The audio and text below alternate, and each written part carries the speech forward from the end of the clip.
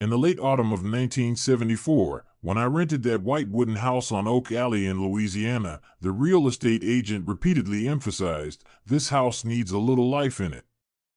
At the time, I had just separated from my wife, carrying a suitcase full of unfinished manuscripts and a head full of restless thoughts. All I wanted was a quiet place where no one would bother me. Looking back now, perhaps what she meant by needs life wasn't about the house being too empty. The house stood at the end of a winding gravel road, surrounded by century-old oak trees, their branches like withered fingers clawing at the sky. During the first week, I would always wake up at exactly 3 in the morning. It wasn't the wind outside that stirred me, but a subtler sound, like someone dragging wet shoes slowly across the upstairs hallway. I grabbed a baseball bat and went upstairs. All 3 bedrooms were empty, the floorboards polished enough to reflect a silhouette. Only the locked door at the end of the hallway emitted a faint metallic smell through its crack. The agent had said it was a storage room sealed by the previous owner, the key long lost. Pressing my ear against the door, I heard nothing but my own heartbeat. What truly unsettled me happened on the 3rd Wednesday. That day, after buying some canned food from the town's grocery, I returned to find a glass on the kitchen table. It was an old-fashioned, carved glass, its surface beaded with condensation. Inside was a cloudy, yellowish liquid, like rainwater left standing for too long. I was certain I had locked every door and window before leaving. That night, I was awakened by whispers. They were soft, as though someone were murmuring right into my ear, yet I couldn't make out a single word.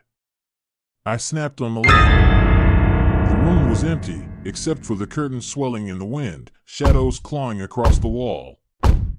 The next day, I visited Dale, an old fisherman who lived 3 miles away, a lifelong local with a weathered face. When he heard I was living in the Oak Alley house, his cloudy eyes sharpened, and after a long silence he finally said, "That house, a woman hanged herself there." According to him, in 1942, the house belonged to a widow named Isabella. Her husband went missing during the war, and she lived alone, seldom seen outside. One morning, neighbors found her hanging in the upstairs hallway. On the floor beneath her, written in blood, were the words, "Don't let it in." What was it? I pressed. Dale swallowed a gulp of whiskey, his Adam's apple bobbing.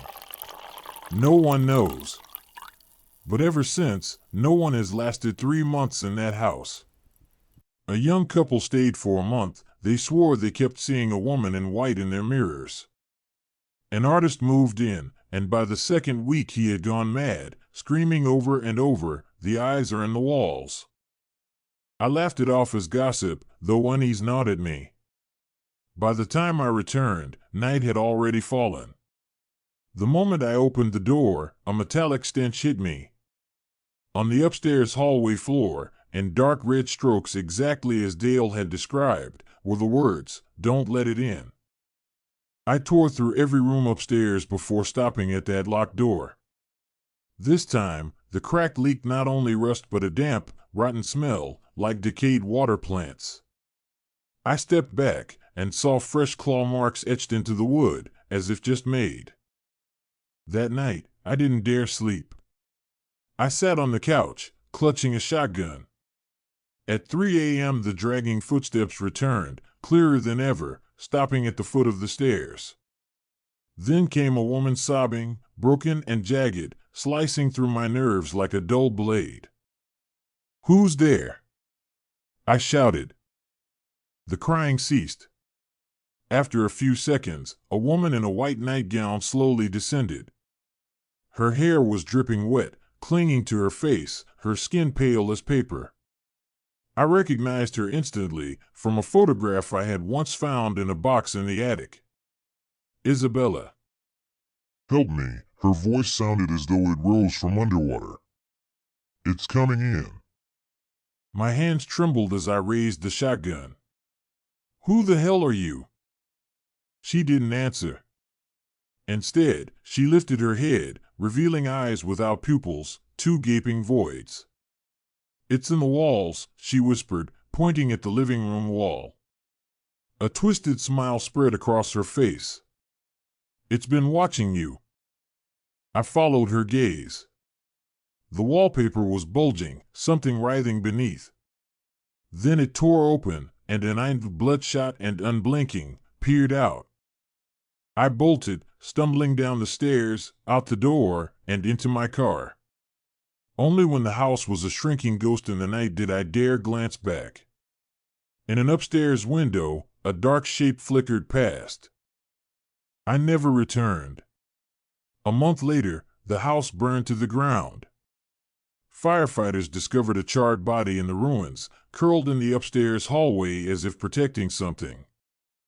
Now, every rainy night, I think of Isabella's eyeless stare, of that monstrous gaze inside the wall. And sometimes, in the silence of my empty room, I whisper to myself, did it follow me here?